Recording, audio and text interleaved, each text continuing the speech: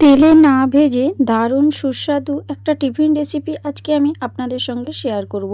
এটা খেতে ভীষণ মুচমুচে হয়, দারুণ হেলদি এবং টেস্টি। বাজার থেকে কিন্তু ফাস্টফুড কিনে আনার কোনো ব্যাপারই থাকবে না যদি এই রকম একটা নাস্তা বা টিফিন রেসিপি আপনারা বানিয়ে ফেলেন বাড়িতে। বাজার থেকে না ফাস্টফুড কিনবেন, না কচুরি, না সিঙাড়া, কিছুই কিন্তু ভালো লাগবে না যদি একবার এই রকম রেসিপিটা বানিয়ে দেখেন। তো তার জন্য এইখানে আমি নিয়ে নিচ্ছি 1 বাটি পরিমাণে আটা। আর আপনারা সবাই জানেন আটা কিন্তু স্বাস্থ্যের জন্য ভীষণ উপকারী। আর এই আটার সঙ্গে মেজারমেন্টে নিয়ে নিলাম 2 চামচ মতো বেসন আর 1 চামচ মতো সুজি। আর এখানে আমি নিয়ে নিচ্ছি কিছুটা পরিমাণে জোয়ান। জোয়ানটাকে কিন্তু হাতের মধ্যে এভাবে ঘষে নেবেন, তাহলে দেখবেন কোনো রকম গ্যাস অম্বলের কোনো ব্যাপার থাকবে না। এই নাস্তা রেসিপিটা খেতে এত ভালো লাগে যে কেউ কিন্তু বারবার চেয়ে চেয়ে খাবে। আর এখানে দিয়ে দিলাম স্বাদ মতো লবণ, দিয়ে শুকনো উপকরণগুলো খুব ভালো করে মিশিয়ে নিতে হবে বন্ধুরা। তো নমস্কার বন্ধুরা, আমি মুনমুন কিচেনে আপনাদের সবাইকে স্বাগত। প্রতিদিনের মতো দেখুন আজকে এসেছি আবার একটা নতুন রেসিপি নিয়ে। সম্পূর্ণ তেলে না ভেজে আজকে একটা দারুণ নাস্তার রেসিপি আপনাদের সঙ্গে শেয়ার করছি। খেতে যেমন সুস্বাদু, ভীষণ মুচমুচে হয়, একবার হলেও বাড়িতে বানানোর জন্য অনুরোধ রইল। এখানে দেখুন আমি নিয়ে নিচ্ছি 1 চামচ মতো ঘি। ঘিয়ের ফ্লেভারটা ভীষণ সুন্দর আসে যদি ঘি 1 চামচ দিয়ে দেন। তো আপনাদের বাড়িতে যদি ঘি না থেকে থাকে এখানে রিফাইন অয়েলও দিতে পারেন। তো এবারে ঘিটা দিয়ে খুব ভালো করে শুকনো অবস্থায় এইভাবে মাখিয়ে নিয়েছি। আর নর্মাল যে জল হয় সেই জল দিয়ে কিন্তু আমি এখানে এই ডোটা মাখিয়ে নেব, কোনো রকম গরম জল ব্যবহার করব না। নর্মাল জল দিয়ে কিন্তু সুন্দর ডোটাকে মাখিয়ে নিতে হবে। আর ডোটা কিন্তু খুব যে নরম হবে তাও নয়, আর খুব যে শক্ত হবে তাও নয়। যেরকম আপনারা রুটি পরোটা মাখেন ঠিক সেইভাবেই কিন্তু মাখিয়ে নিতে হবে। আজকে সম্পূর্ণ তেলে না ভেজেই আমি আজকে এই নাস্তা রেসিপিটা আপনাদের সঙ্গে শেয়ার করব। নামমাত্র তেলে কিন্তু এই নাস্তা রেসিপিটা তৈরি হবে, কিন্তু অথচ ভীষণ মুচমুচে খাস্তা হবে। একবার হলেও আপনারা বানিয়ে দেখবেন বন্ধুরা, গ্যারেন্টি দিচ্ছি যে বারবার কিন্তু আপনাদেরকে এইভাবেই বানানোর জন্য রিকোয়েস্ট আসবে। বাচ্চা থেকে বড় সকলে চেয়ে চেয়ে খাবে। এখানে দেখুন পারফেক্ট একটা ডো আমি তৈরি করে নিয়েছি। আর এখন দেখুন একটু হাতের মধ্যে লেগেও যাচ্ছে না, জড়িয়েও যাচ্ছে না। ঠিক এইভাবেই কিন্তু ডোটা মাখিয়ে নিতে হবে আর রেস্টে রেখে দিতে হবে 5 মিনিটের মতো। এটা 5 মিনিট রেস্টে থাক। আর এখানে আমি একটা বড় সাইজের আলুকে আগে থেকেই সেদ্ধ করে নিয়েছিলাম। এবারে একটা গ্রেটারের সাহায্যে আলুটাকে ঠিক এইভাবে গ্রেট করে নিচ্ছি। তবে বন্ধুরা, যে এখানে এইভাবেই গ্রেট করতে হবে তার কোনো মানে নেই। আপনারা চাইলে কিন্তু এমনি হাতের সাহায্যেও কিন্তু আলুটাকে মাখিয়ে নিতে পারেন, বা কোনো যদি আলু ম্যাশার থেকে থাকে তা দিয়েও করতে পারেন, তাতে কিন্তু কোনো সমস্যা নেই। তো আমি কিন্তু এখানে গ্রেটারের সাহায্যে ভালো করে গ্রেট করে নিচ্ছি। আর একটু দেখবেন বন্ধুরা যাতে আলুর কোনো দলাভাব না থাকে। তো এইখানে দেখুন সম্পূর্ণ আলুটা এখন গ্রেট করে নিয়েছি। এখন একটা মশলা তৈরি করে নেব। দিয়ে দিচ্ছি বেশ কিছুটা পরিমাণে আদা। আর এখানে দেখুন সাদা বাদাম নিয়েছি অল্প পরিমাণে। আর এখানে একটা ঝালের জন্য শুকনো লঙ্কা নিচ্ছি। অবশ্যই আপনারা এখানে কাঁচা লঙ্কা ব্যবহার করতে পারেন। ঢাকনাটা লাগিয়ে জল না দিয়ে সুন্দর এইরকম একটা গুঁড়ো গুঁড়ো করে পেস্ট করতে হবে। বাদামটা যেন এরকম অর্ধেক গুঁড়ো থাকে ঠিক সেইভাবেই তৈরি করে নেবেন। এখানে গ্যাসের উপর আমি একটা ফ্রাই প্যান বসিয়ে দিয়েছি, আর তাতে দিয়ে দিচ্ছি বেশ কিছুটা পরিমাণে সর্ষের তেল। তেলটা বেশ ভালো করে গরম হয়ে গেলে এর জন্য কিন্তু এখন ফোড়নে দিয়ে দিচ্ছি 1 চামচ মতো গোটা জিরে আর সামান্য অল্প পরিমাণে একটু হিংটা অবশ্যই দেবেন বন্ধুরা, কারণ এই যে নাস্তার রেসিপিটা আমি কিন্তু সম্পূর্ণ নিরামিষ তৈরি করছি, তার জন্য হিংটা দিলে কিন্তু খেতে ভালো লাগবে বন্ধুরা। আর হিং আর জিরেটাকে ভালো করে একটু ভেজে নিয়েছি। আর জিরে ভাজার দেখুন খুব সুন্দর একটা গন্ধ আসছে। তবে একটা কথা বলে রাখি যে নিরামিষ হচ্ছে বলে স্বাদের দিক থেকে একটু কম হবে কিন্তু না, এই নিরামিষ নাস্তা রেসিপিটা কিন্তু কোনো রকম আঁশমিশ নাস্তা রেসিপিকেও কিন্তু হার মানিয়ে দেবে, এটা কিন্তু 100% গ্যারেন্টি দিচ্ছি। আর এখানে আমি যে বাদাম আর আদা আর লঙ্কার যে পেস্টটা তৈরি করে রেখেছিলাম সেটা এখন দিয়ে দিয়েছি, কারণ এই যে বাদামটা যেহেতু আমি কাঁচা কিন্তু এখানে পেস্ট করেছিলাম, তার জন্য বাদামটাকে কিন্তু খুব ভালো করে ভেজে নিতে হবে যাতে বাদামের কাঁচা গন্ধটা চলে যায়। তো খুব সুন্দর নাড়াচাড়া করে আমি বাদামটাকে দেখুন খুব ভালো করে ভেজে নিচ্ছি। আর বাদামটা ভাজা হলেই দেখবেন বাদাম ভাজার একটা খুব সুন্দর ফ্লেভার আসবে। ততক্ষণ পর্যন্ত গ্যাসের ফ্লেমটা লো টু মিডিয়াম ফ্লেমে রেখে বাদামটা ভেজে নেবেন।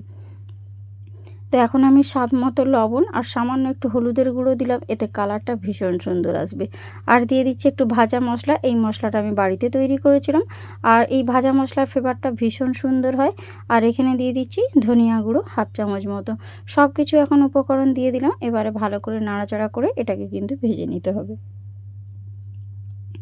যাতে মশলার কোনো রকম কাঁচা গন্ধ না ছাড়ে। তো এখানে আপনারা চাইলে অবশ্যই কাঁচা লঙ্কা ব্যবহার করতে পারেন, তবে আমার বাড়িতে যেহেতু ছোটো বাচ্চারা খাবে আমি কিন্তু লঙ্কাটাকে অল্পই দিয়েছি। শুকনো লঙ্কা দিয়ে যেহেতু পেস্ট করেছি, এখানে কিন্তু গুঁড়ো লঙ্কাটা সম্পূর্ণ অ্যাভয়েড করেছি। তো আপনারা চাইলে কিন্তু অবশ্যই দিতে পারেন। এখানে দেখুন সুন্দর করে বাদামটা ভাজা হয়ে গেছে, আর বাদাম ভাজার সুন্দর একটা গন্ধ আসছে, আর তেলটা কিন্তু অলরেডি ছেড়ে দিয়েছে।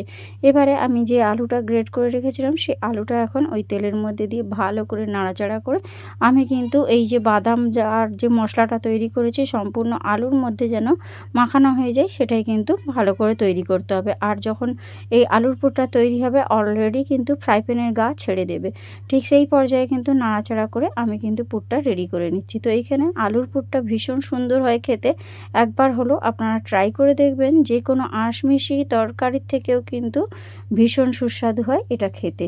তো এইখানে দেখুন এর উপরে আমি দিয়ে দিচ্ছি ফ্রেশ ধনেপাতার কুচো, আর ধনেপাতার একটা সুন্দর ফ্লেভার আসে। যদি আপনাদের কাছে ধনেপাতা এখন অ্যাভেলেবেল না থাকে, এখানে কাসুরি মেথিও অবশ্যই অ্যাড করতে পারেন, তাতে কিন্তু স্বাদটা আরও ভালো আসবে বন্ধুরা।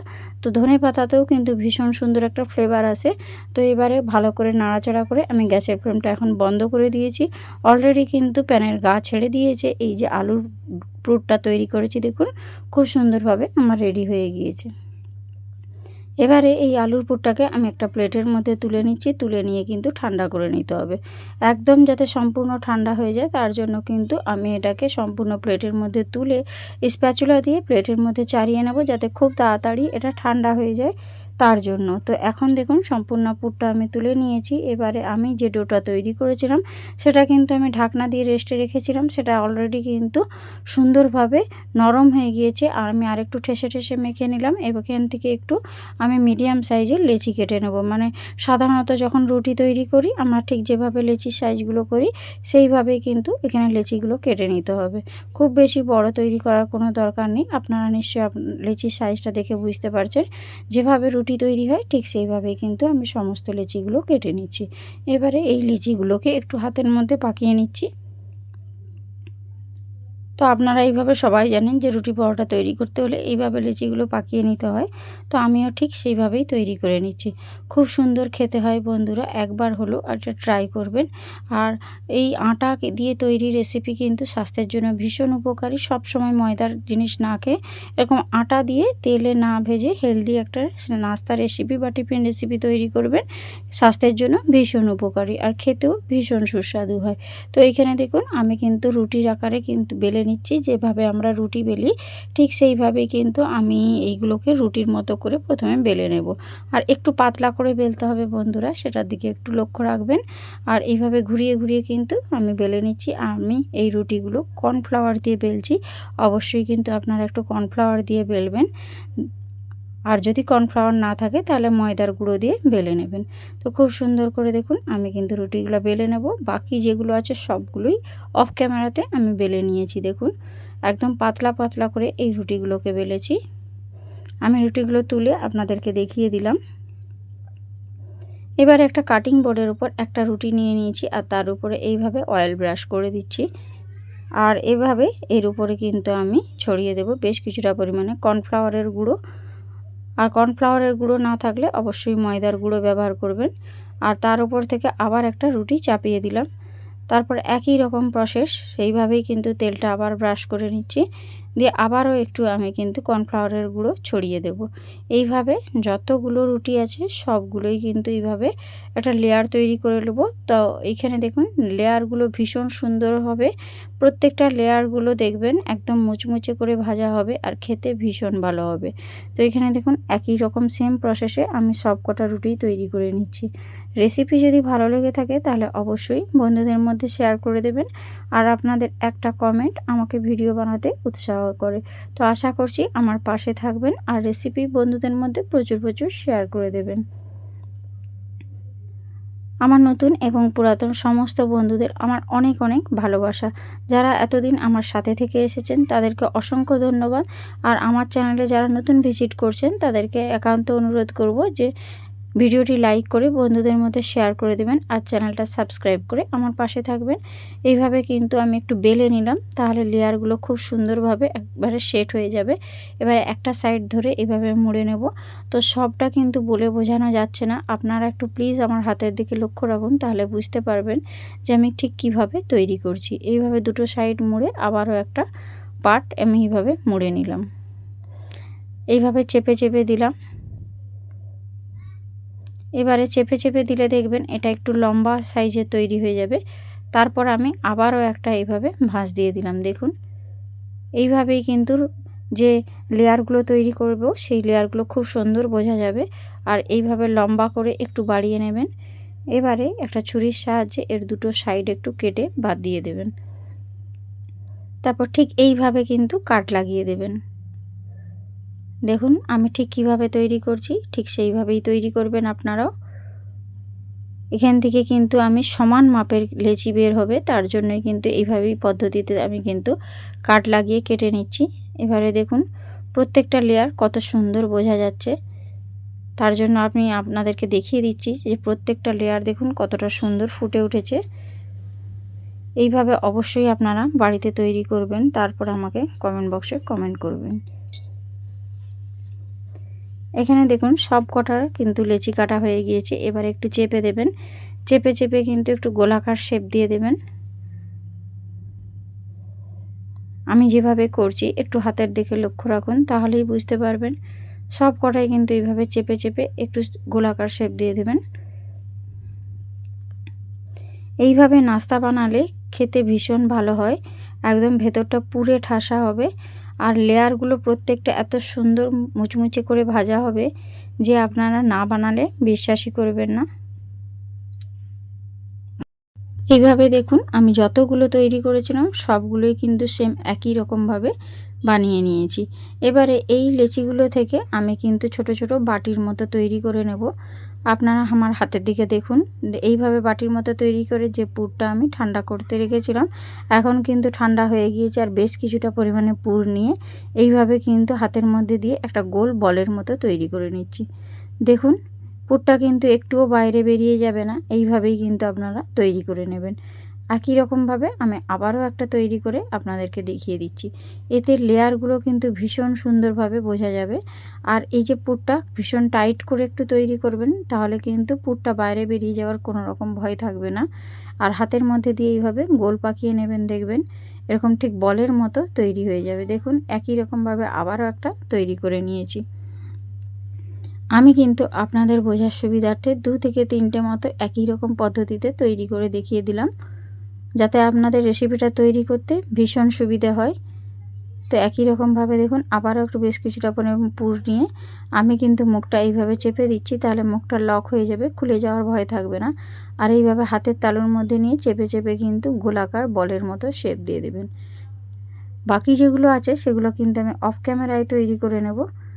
তো এখন দেখুন আমি সবগুলোই তৈরি করে নিয়েছি।